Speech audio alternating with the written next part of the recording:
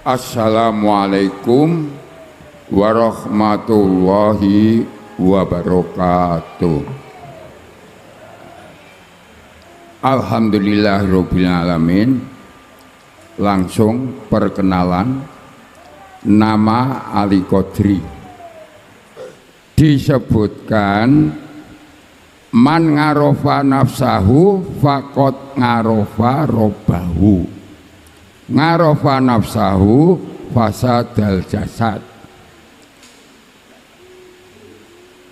Isi daripada pertanyaannya, karena saya itu sudah umurnya 70-an lebih, tapi sopoto sejatine Ali Qadri ki sopo, sedangkan besok kita dituntut inna lillahi wa inna ilaihi rojiun.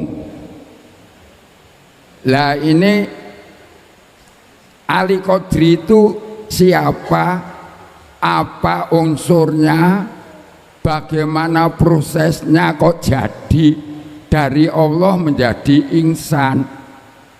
Nah ini mohon penjelasan ke sini. Yang kedua, innallaha wal malaikatu yusholluna 'alan nabi ya ayyuhalladzina amanu shollu 'alaihi wasallim tasliman.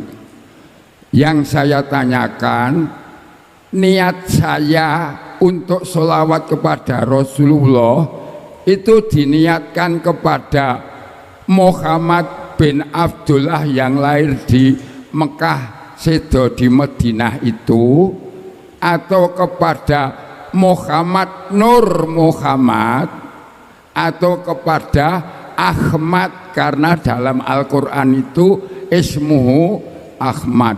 Matur nuwun. Assalamualaikum warahmatullahi wabarakatuh. Waalaikumsalam warahmatullahi wabarakatuh. Man ngarofa nafsahu. Aku niru wong Jawa Tengah kok ya. Man ngarofa nafsahu faqad ngarofa rabbahu. Wa man ngarofa nafsahu fasadadahu. Hancurlah jasadnya. Siapa yang sudah kenal dirinya, maka betul-betul akan kenal Tuhannya. Pasti akan kenal Tuhannya. Siapa ngadri? Ngadri namanya sih. Badri apa ngadri? Ngadri ya. Ya wis pokoknya dri ngono. Dari mana asalnya? Mohon maaf, kuping kula tak budek wong-wong. Qadirun tadi asal dari mana? Terus kok ya muncul qadirun ning dunya iki, akhirnya manusia banyak memanggil Bang Qadir. Ya dah. Terus bagaimana nanti akan kembali pada asal yang disebut dalam Al-Qur'an innalillahi wa inna ilaihi rajiun. Nah, Jawa Tengah kan ngun ya, rapopo. Wis rapopo.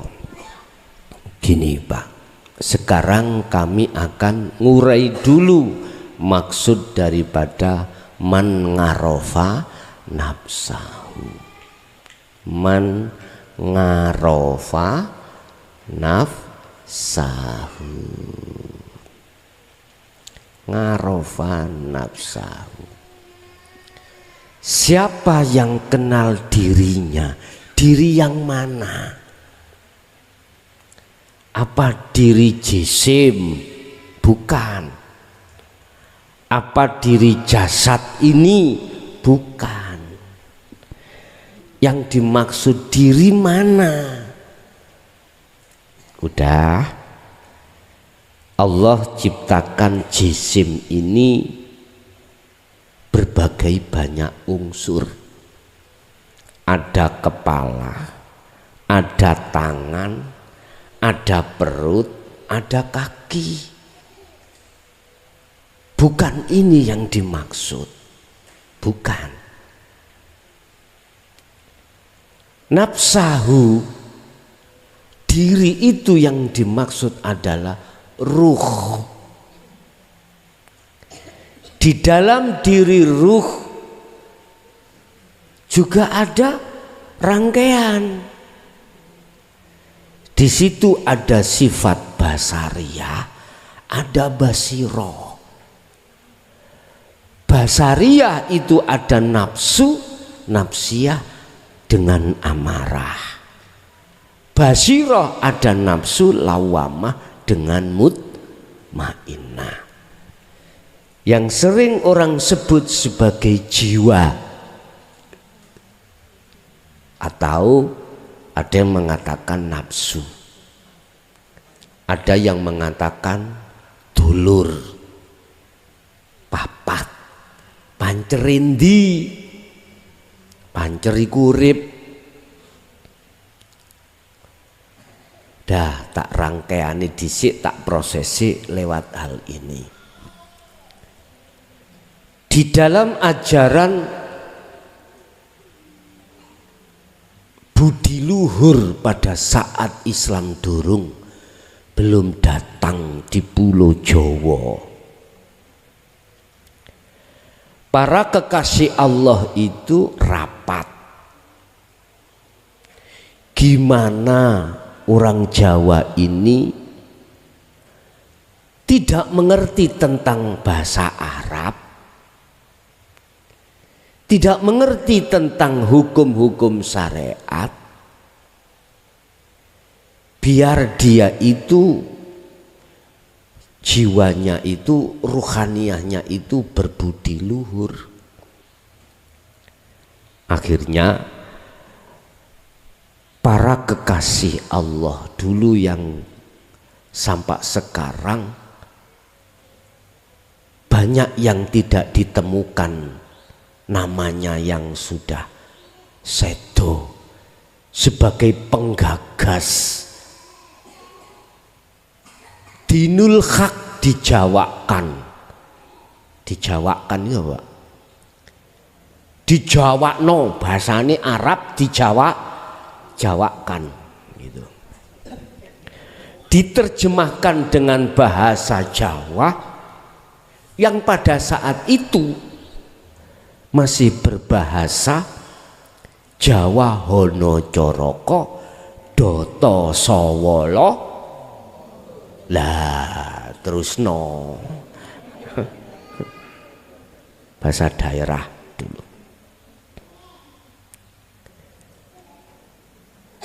Akhirnya ulamanya disebut Romo. Tahu Romo? Sesepuh. Bahasa Islam disebut ulama, cara sakniki kiai. Ya. Para romo iku memberikan wejangan dengan toto basa Jawa yang isinya bagaimana ruhaniyah ini berbudi luhur. Akhirnya diberikan satu mejil, diberikan satu amaliyah rekoso kang den sebut yang disebut Topo Broto. Untuk apa? Untuk mengenal dulur papat limo pancer. Diterangkanlah oleh Romo tersebut, kalau bahasa sekarang, dalam diri manusia rohaniyah itu diketing nafsu nafsiyah ambe amarah lawamah dengan mutmainnah. 4 nafsu iku dikelompokkan menjadi 2. Masuk nafsu nafsiyah dengan amarah di sifat basariyah, sifat di mana manungso iku mintanya itu kesenangan dunya.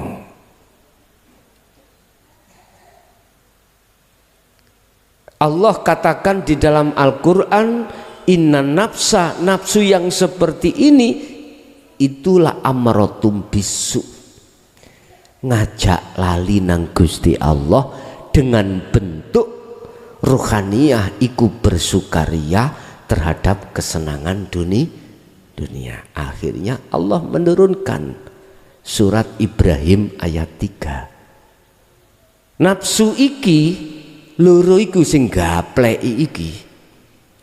Wa yastahibbunal hayatad dunya alal akhirah. Membikin ruhaniyah kita itu kepincut dengan kesenangan dunia. Apa yang terjadi? Pasti terjadi, Pak. Mohon maaf, ada pitakon, apa sing ngaji babakan seperti ini kok lebih banyak laki daripada perempuan? Karena nafsu, tekanan nafsiyah ambek amarah itu lebih besar di perempuan daripada laki-laki. Laki-laki 1, perempuan 9, tapi kuat. Makanya mengapa di dalam hukum syariah orang perempuan gak apa-apa pakai emas-emasan, pakai kain sutra, tapi orang laki-laki haram jikalau tidak ada alasan yang diperbolehkan di dalam agama.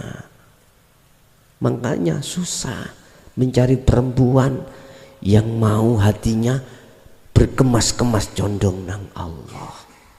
Makanya kalau istri kamu termasuk golongan ini, wet-weten. Tahu wet-weten? Mane-manen. Iya. Enggak sembarang wanita.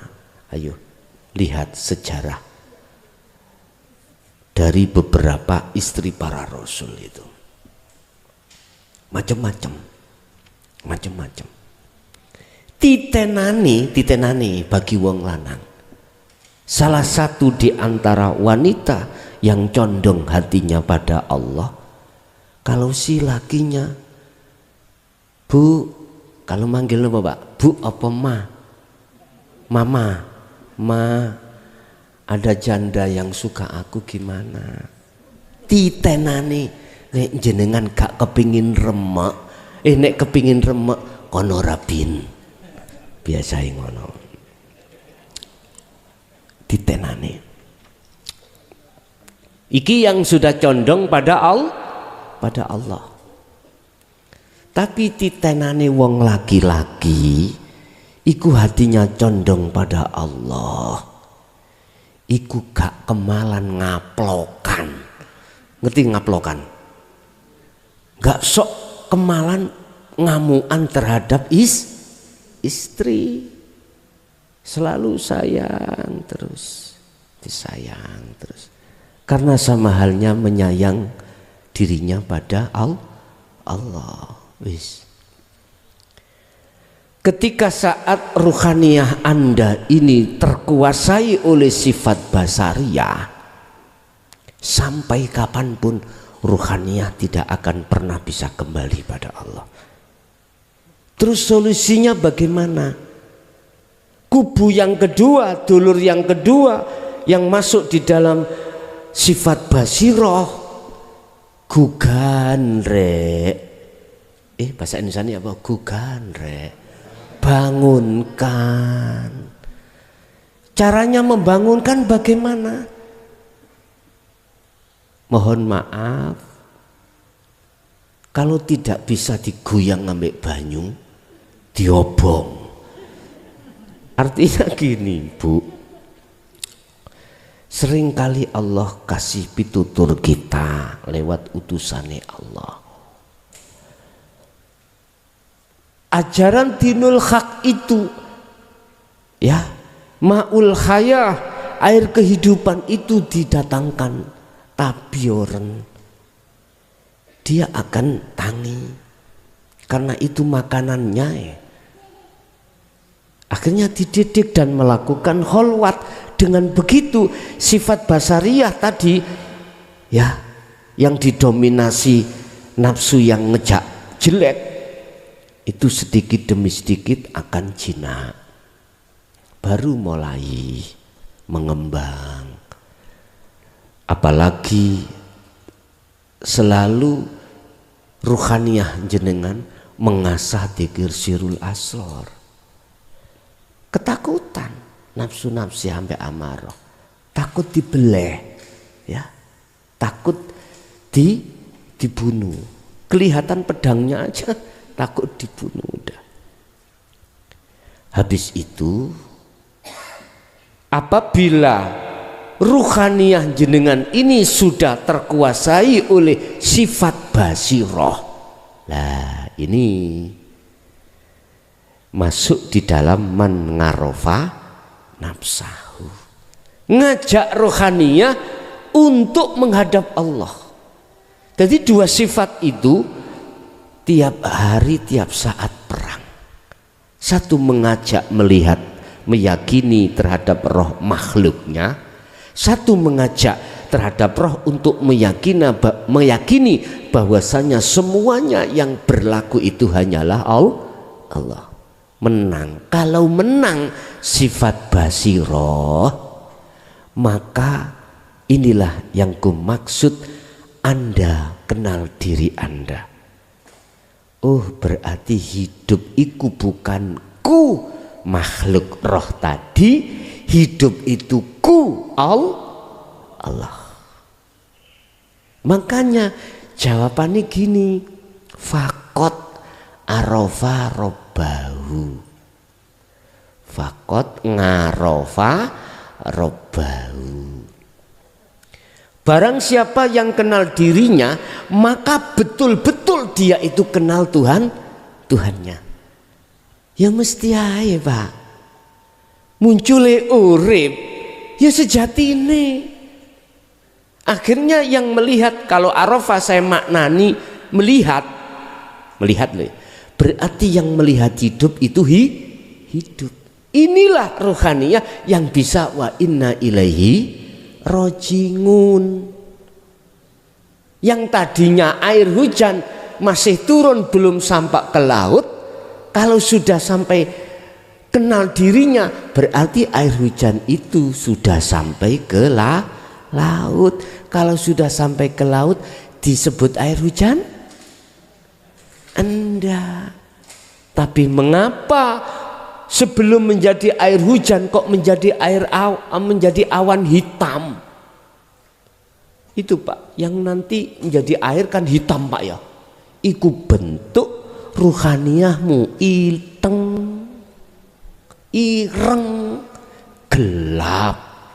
Itulah mereka yang tidak tahu dirinya. Kalau sudah dia menjadi air, jadi kegelapan tadi, mendung tadi, awan itu sudah nggak ada, menjadi air, jatuhlah ke lautan, kembali lagi. Ada pertanyaan gini, rotok greget. Kalau saya pertanyaan yang menohok, pertanyaan yang mengagetkan, gini pertanyaannya. Itu maksudnya pertanyaan yang menohok. Gus, roh iku asale sangka apa?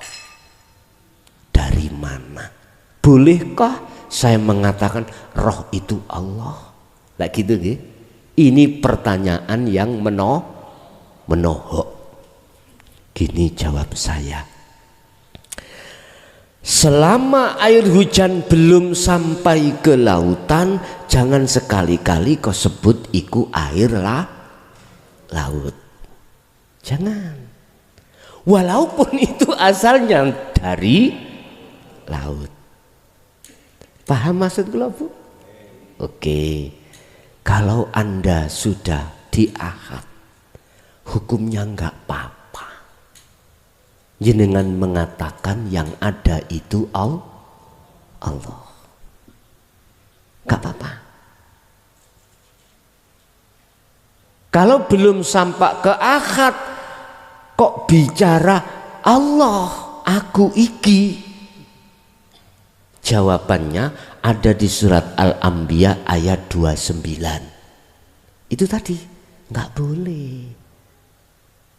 Nggak boleh. Kalau Anda sudah di akad, sudah kenal diri, rapopo kayak Siti Jenar niku, kayak Syekh Al-Khalat iku. Tapi sing kucluk iku pendengare. Ora paham. Makanya nggak boleh.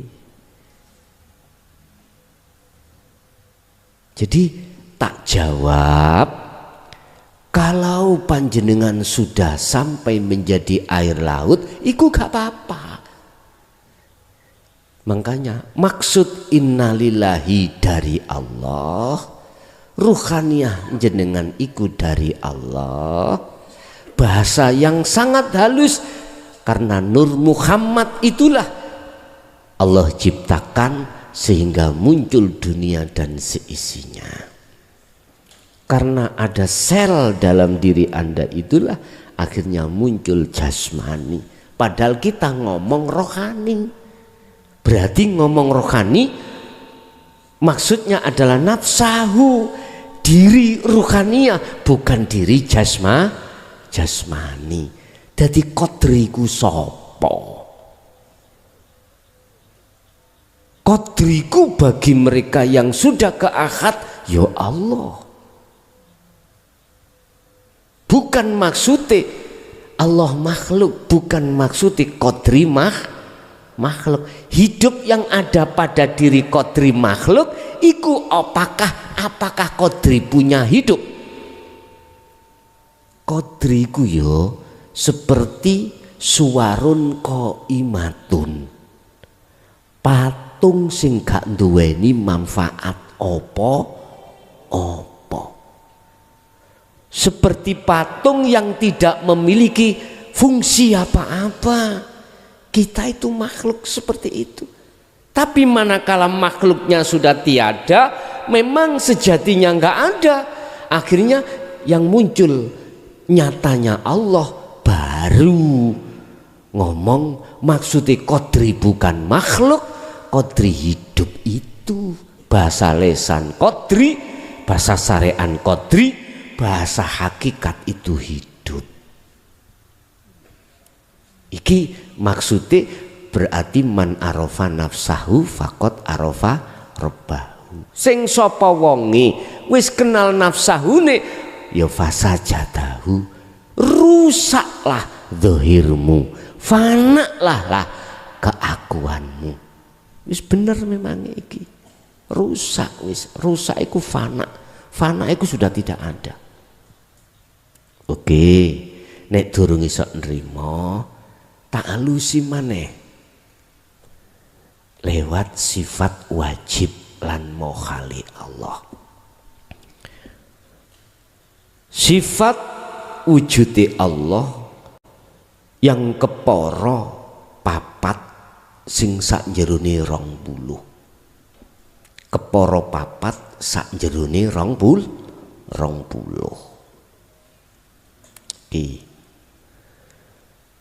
20 dibagi 4, di dalam 4 itu ada 20.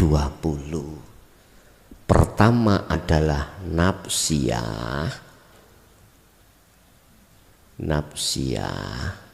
kedua adalah salbiyah, ketiga adalah maknawiyah, ma'ani, keempat adalah maknawiyah.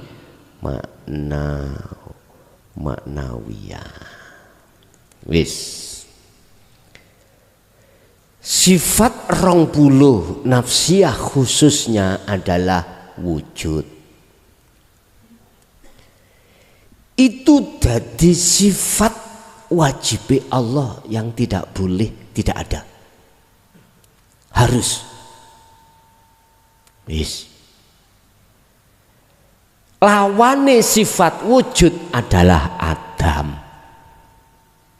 Lawani berarti sifat mokhali Allah. Wujud adalah Adam. Adam lawane iki.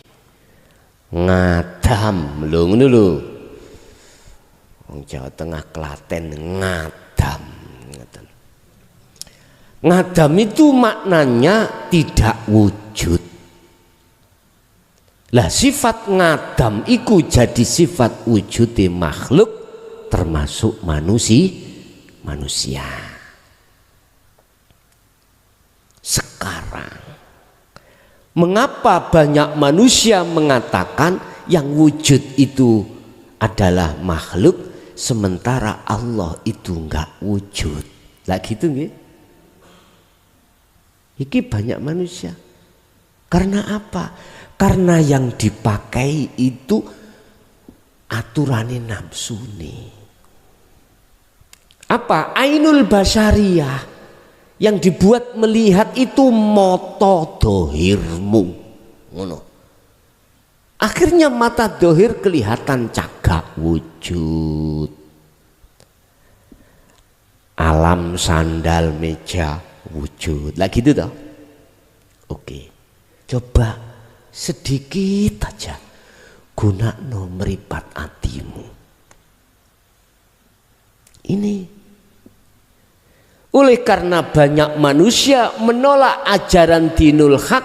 Lah fungsine ajaran dinul haq itu adalah qad tabayyana rusdu minal ghai, melepaskan ruhmu dari cengkeraman budaan nafsu. Iki ditolak. Maka sampai kapanpun moto meripat kita adalah buta. Ainul basirah kita akan buta. Otomatis tidak akan bisa menyatakan wujudnya Allah. Enggak bisa, Pak. Bapak Ibu, padahal dinul haq itu untuk mempelajarkan ruhaniyah kita supaya sifat basirah itu bangun. Tidak tedung tok, tidak tedung blekok, ya. Tidak turu ngorok tok, wis turu ngorok. Biar enggak tidur terus. Dinul haq itu udah. Kalau andai kata mata hati kita itu sedikit saja dibuka, maka Anda akan tahu sejatinya yang wujud dan sejatinya yang Adam. Pasti itu. Sehingga tadinya itu mengatakan Allah itu ya kosong iku, sekarang kebalik. Yang kosong ini padat, yang padat kok kosong. Yang tampak tadi yang wujud selain Allah, sekarang kebalik. Yang tampak dan nyata la ilaha illallah al-malikul haqqul mubin, nyatanya Allah itu yang nyata, selain Allah akhirnya tidak nyata. Miturut mripate ati. Nek mripate dohir ya masih tetep rek, ya masih panggah, masih sama, masih mengatakan wujud. Tapi mata hati kita sudah tidak. Tapi bagi mereka yang ruhaniyah terkuasai oleh nafsunya, baik mata dohir maupun mata batin mesti mengatakan yang wujud itu selain Allah. Makanya imannya itu mesti imani selain Allah. Siapa yang mencabut nyawa Israel? Siapa yang menyolong sapi saya? Si A. Iki videonya si A. Lah gitu toh. Ainul basirah, akhirnya imannya terhadap si A.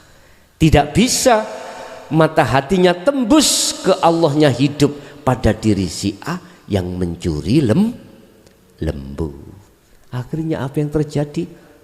Hukum syariat bicara rame sudah. Begitulah isi dunia itu.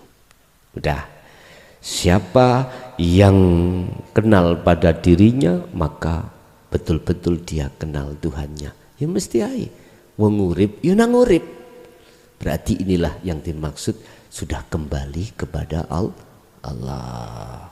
Kadang wis kembali ada tugas didukno maneh. Sowan maneh, mudun maneh. Lah gitu dah. Itu proses kita ruhaniyah yang ada di fana dan kamil. Enggak salah. Udah. Lalu yang nomor 2 terkait pertanyaan Sholawat terhadap Muhammad bin Abdillah itu ataukah sholawat terhadap Nur Muhammad pada diri kita kesebut Ahmad itu.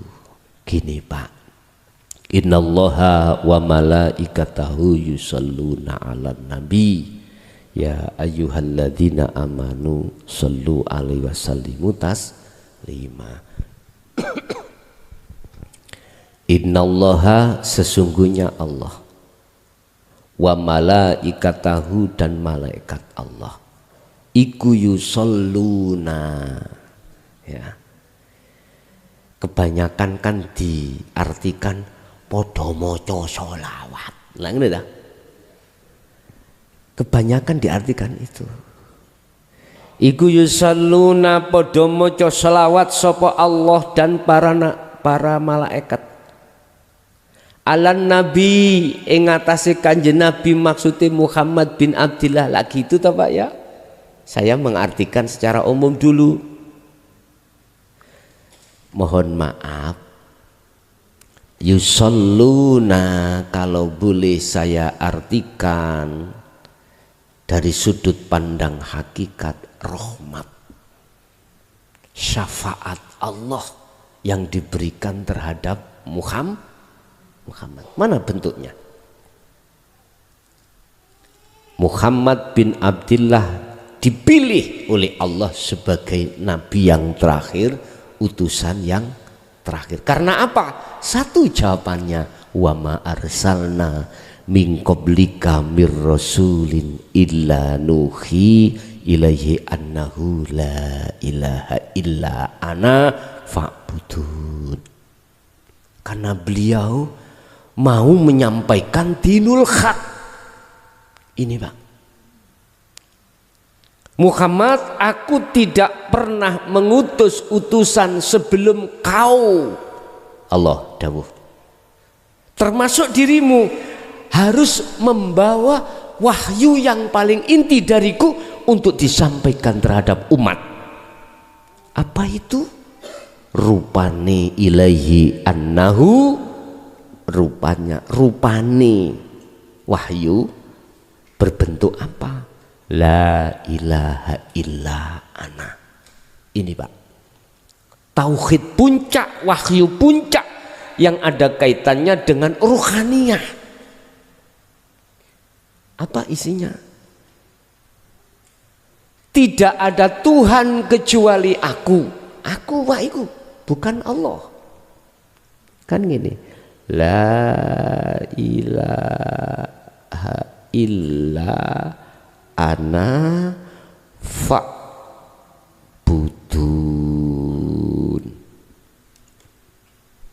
Suruh umatmu, fa'budun ini kata perintah Pak.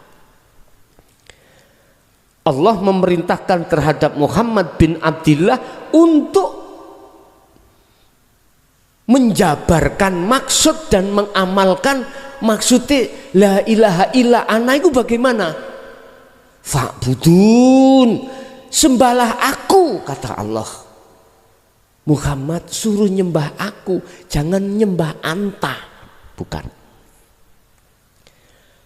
Muhammad suruh umatmu itu nyembah aku, tidak menyembah kau Muhammad. Begitu. Suruh memuji terhadapku, tapi bukan terhadapmu. Paham ya?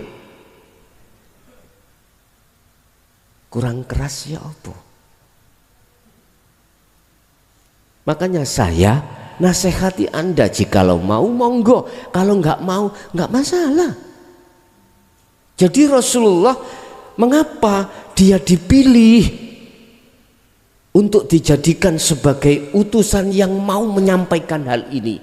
Pahit Pak, saya 23 tahun dibenci, dicaci, apapun bentuknya, bahkan zalika dzalalah, dikatakan ajaran kelasan itu sesat. Iya, saya diem aja. Banyak di antara ahli kitab yang tidak mau menerima, yes biarin. Panaslah hatimu dewe ya. Ya dah ya. Atas dasar rumangsa luwih pinter, rumangsa luwih ngalim. Akhirnya nggak terima. Tidak jauh dengan Abu Jahal, Abu Lahab. Dia tokoh Pak, orang mohon maaf. Jahal itu adalah mohon maaf, ikulah ismul laqab, bodoh nang Allah, tapi ngalime luar biasa Pak, ilmu dohirnya itu. Dia satu-satunya tokoh yang tidak mau kedatangan Muhammad, apalagi ajarannya. Karena dia merasa lebih pandai, lebih ngalim. Makanya ketika saat kami menyampaikan dinul haq ini, orang pertama yang tidak mau menerima dan memprotes mereka yang rumangsa luwih pinter. Atas keakuan dirinya, Quran apal, hadis pun apal, sampai rawine, kitab pun ijma qiyas sak gudang apal kabeh. Udah Pak, kalau Anda tidak mau melepaskan atribut itu, jangan dikira rohaniyahmu itu bisa sampai pada Allah. Nggak bisa bos, nggak bisa. Ingat sejarah mengapa Banul Jan itu disebut oleh Allah nama iblis, karena aba wastakbara wa kana minal kafirin. Abot Pak, memang Pak, abot banget. Mungkin boleh kami ceritakan sedikit saja. Salah satu di antara kiai yang sudah tersohor dari Nganjuk, yang beliau itu diminta menjadi mantu di tambak beras, ya, Jombang. Beliau itu namanya Mbah Jamaluddin Ahmad. Dia sudah menjadi kiai Pak di tambak beras pondok besar Pak, tapi beliau masih pingin nyantri terhadap beliau Mbah Jalil Tulungagung untuk menyecep ilmu hakikatnya lewat thariqahnya. Beliau sudah jadi kiai pada saat itu. Beliau bisa diterima karena menanggalkan atribut kekiaiannya. Loh, hebat ini. Sebab banyak di antara kita yang sudah mendapatkan titel ulama atau kiai, sudah persyaratannya disebut kiai kan, subhanallah, abot toh Pak ya. Ilmu kitabe kudu mumpuni, ilmu hadisi, ilmu Qur'annya kudu mumpuni, terus bisa bicara di tengah umum baru disebut kiai. Abot Pak jadi kiai itu. Pada umumnya kebanyakan itu nggak mau, menolak ajaran-ajaran yang bersifatkan dinul haq pada umumnya, tapi tidak semua. Mengapa? Sebab karena terdominasi, terkuasai oleh sifat basariyah di dalam diri beliau. Makanya aku hanya bisa berdoa, bisa memohon kepada Allah supaya sifat basariyahnya itu terkendali atau jinak. Tapi itu tidak bisa jinak manakala kesadaran rohaniyahnya itu untuk menjinakkan nafsu nafsiyah, menerima dinul haq. Jikalau tidak, lewat itu enggak mungkin bisa. Secara teori seperti itu. Bapak Ibu hadirin, ingat tolong, saya itu hanya menasehati. Saya hanya mengkritik supaya terbangun jiwamu, bukan malah menyalahkan. Enggak, jujur saya tidak menyalahkan, karena semua manusia prosesnya dari gelap tersebut dadi mendung gelap. Tapi nek dadi mendung gelemo dadi banyu udan, dirotohno, diceblokkan, dijatuhkan, mau kamu jangan terus dadi mendung. Kalau tadi mendung layang terus, sopo siro, sopo ingsun, adigun. Ya wis, nek ana kono terus mencret. Lho wis tuh. Wis gelemo. Deudek Gusti Allah ditatap-tatap nih, kemudian jadi air, jatuh kau. Kembali bisa ke laut. Artinya sifat basariyahmu, ajaran inilah yang dimaksud al-mujahadatu binafsi atau mujahadatun nafsi, merangi hawa nafsu. Bapak Ibu hadirin jamaah rahimakumullah, kalau sudah tahu hakikatnya wujud, sifat wujud itu hanya milik Allah, maka ruhaniyah dibimbing lewat sifat basiroh itu akan mengajak kembali kepada Allah. Ya ayyatuhan nafsul mutmainnah irji'i ila rabbiki radiyatan mardiyah fadkhuli fi ibadi wadkhuli jannati. Adem ayem sudah. Wong Allah tok ingsun Allah Makanya Muhammad bin Abdillah itu dipilih menjadi rasul itu sebabnya dia itu berani untuk menyampaikan apa yang sebenarnya, yang hak. Lihat di dalam surah Al-Hijr ayat 94. Bagaimana di situ? Rasulullah itu menyampaikan dengan sejelas-jelasnya. Ruhaniyah itu harus begini, nyembahnya. Ajaran hakikat disampaikan di tengah umum, tapi konsekuensinya luar biasa. Dia disesat pada saat itu Rasulullah. Tapi Allah sudah mengatakan, Muhammad jangan kau berkeluh kesah, jangan kau bersedih hati bagi umatmu yang menolak ajaranmu, jangan. Akhirnya diberikan Allah cara untuk tidak berkeluh kesah. Singgai ngunu yo aku mat. Lah gitu toh Pak ya. Cuman di situ ada asbabun nuzul. Mengapa? Sebab Allah satu sisi menyesatkan, satu sisi memberikan petunjuk. Lah itu kronologinya adalah sami'na wa ata'na wa sami'na wa asoina. Bapak Ibu, kembali pada pertanyaan, sholawat ini untuk Ibnu Abdillah apa Muhammad Ahmad dalam diri jenengan? Wis. Tak terjemahno yusalluna adalah rahmatnya Allah terhadap Muhammad bin Abdillah. Bentuknya rahmat adalah dijadikan utusan. Sholawatnya malaikat rahmatnya yang dijatuhkan terhadap Muhammad karena diperintah Allah, dia menyampaikan wahyu-wahyu dari Allah.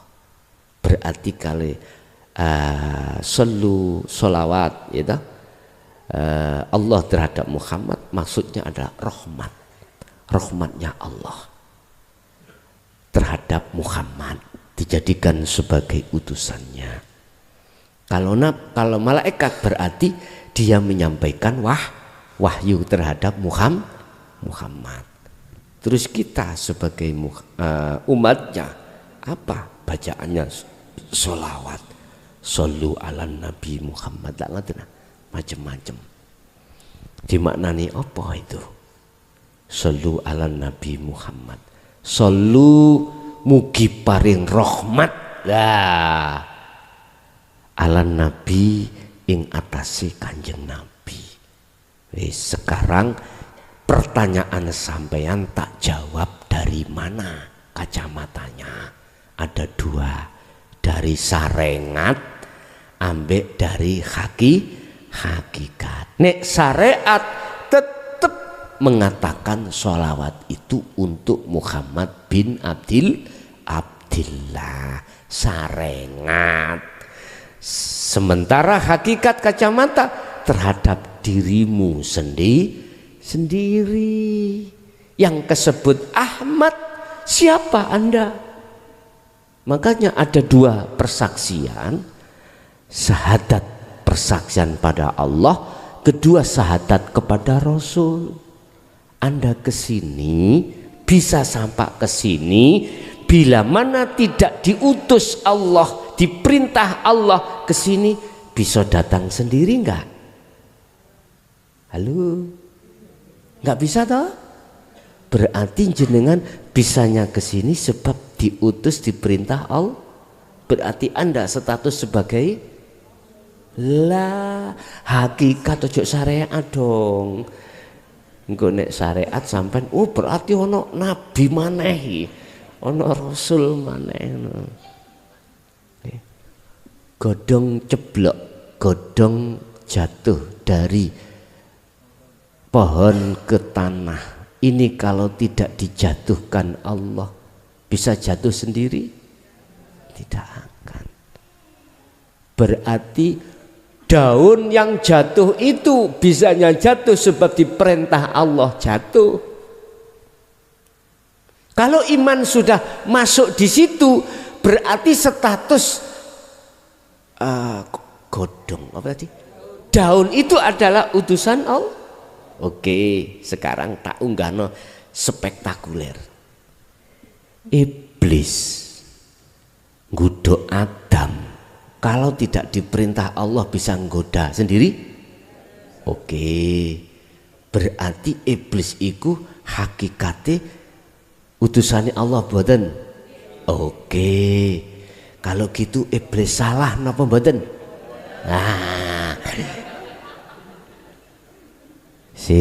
terus bagaimana kalau iblis nggak salah ditabrakkan ya Pak, dibenturkan dengan surah Al-Baqarah ayat 208. Innahu lakum aduwwum mubin, innahu sesungguhnya iblis lakum kedua sira kabeh iku aduwun mungsuh mubinun kang nyata. Sesungguhnya iblis itu mungsuhmu yang nyata. Ayo. Makanya Bapak Ibu, saya jawab itu ada pandangan dua. Kalau pandangan syariat, iblis tetap mungsuh karena mengajak elek, mengajak lalai pada Allah. Udah. Kalau kacamata hakikat, lawung iblis iku sing merintah ya Allah. Berarti ojo dadekno mungsuhmu, malah dadekno bolomu. Jadikan temanmu. Kalau menjadi teman CS-mu, gak mungkin dia nggoda kau. Wong temane gak mungkin menjerumuskan, justru menjerumuskan yang memungsuhi iblis. Coba sedikit aja iman hati kita digugah hakikat itu. Nanti Anda gak sakit hati Pak. Kalau Anda masih mengatakan iblis musuhmu, sampai kapanpun kau sakit hati. Iya sakit hati. Sakit hati Pak. Tapi kalau menganggap iblis itu temanmu, saudaramu, enggak Pak, sungguh tidak sakit hati. Pertanyaannya gini, terserah kau sakit hati terus silakan, aku enggak ikut kau, aku ikut enggak sakit hati. Kalau kau enggak sakit hati, syaratnya kau menganggap iblis temanmu atau saudaramu. Nafsiyah ambek amaroh itulah hakikatnya sebetulnya. Iya Pak, hakikatnya sebetulnya itu nanti akan pisah selama-lamanya pada dirimu manakala kau sudah tidak di dunia. Makanya Allah katakan wa min waraihim barzakhun ila yaumi yub'atsun.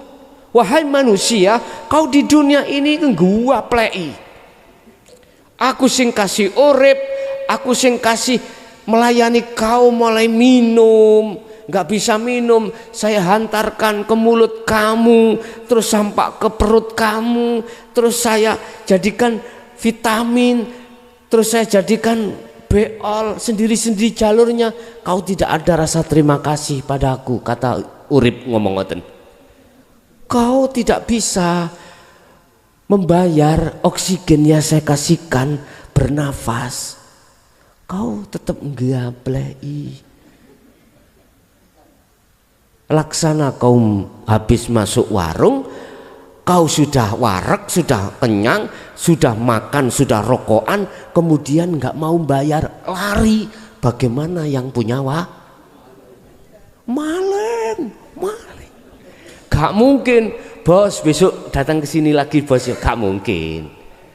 Kita sudah dilayani Allah setiap saat dan waktu tanpa pandang bulu. Allah memberikan layanan.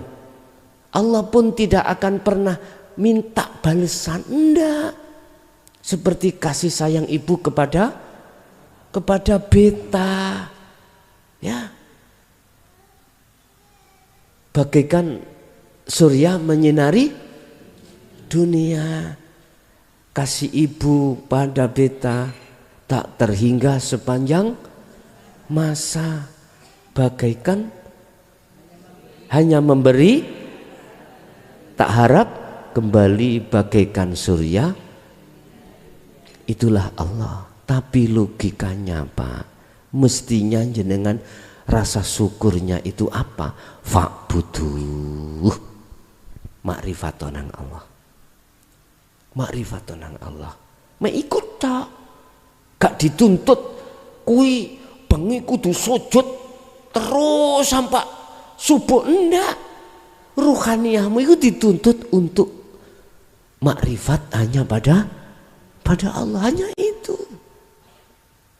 Makanya Allah mengatakan, son wong wing gawaplek kabeh ya, wis tak ingoni, wis tak macem-macem, ora nyawang aku, malah diaku aku, malah diaku aku. Iki yo apa son? Umpama ngomong nang aku misalnya, kalau jawab ngene, ngono kuwi lho karep sampean sih. Penak to jawaban kula? Ngono kuwi yo karep sampean. Ya wis. Bapak Ibu hadirin jamaah rahimakumullah. Jadi rahmat Allah itu bentuk apa namanya? Sholawatnya itu adalah rahmat yang diberikan kepada Muhammad bin Abdillah. Hakikatnya diberikan terhadap Ahmad jenengan iki.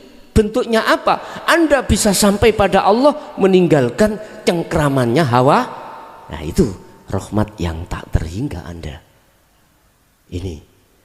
Jadi tidak ada harta yang paling mahal di hadapan Allah kecuali takwamu, makrifatmu pada Allah. Inna akramakum indallahi atqakum. Al-Fatihah. A'udzubillahi minasyaitonir rajim.